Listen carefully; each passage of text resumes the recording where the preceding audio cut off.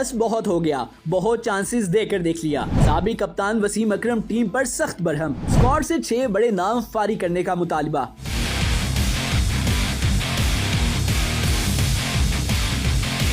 चाहे टीम 6 महीने हारे मगर नए बेखौफ लड़कों को लेकर आए, इनसे अब कुछ नहीं होगा। हमें तो हारने की आदत हो गई है, लेकिन बस अब बहुत हो गया। साबिक कप्तान कौमी क्रिकेट टीम वसीम अकरम पाकिस्तान खिलाड़ियों पर बरस पड़े। चेयरमैन क्रिकेट बोर्ड से टीम फारिग करने का मुतालबा कर दिया।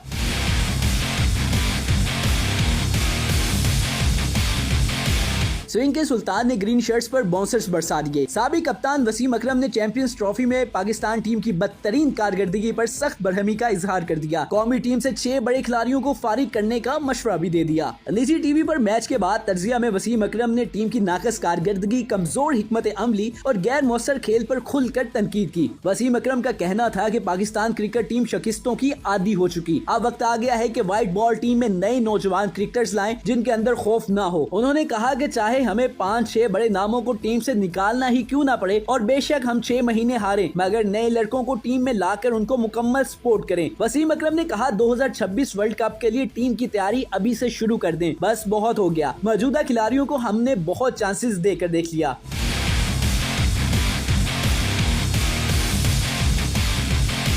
वसीम अकरम ने कहा कि पाकिस्तान के 5 मैचों में सारे बॉलर्स ने मिलाकर 60 की एवरेज से 24 विकेटें ली। साबिक फास्ट बॉलर का कहना था कि वनडे क्रिकेट में इस साल 14 ममालिक की टीमों जिनमें ओमान और अमेरिका भी शामिल हैं, पाकिस्तान की बॉलिंग दूसरी बदतरीन रही। उन्होंने टीम मैनेजमेंट को आड़े हाथों में लेते हुए कहा कि अब chairman PCB selection committee, coach और 5 लेजेंड्स को बुलाकर पूछें कि ये सिलेक्शन क्या की थी तुम लोगों ने।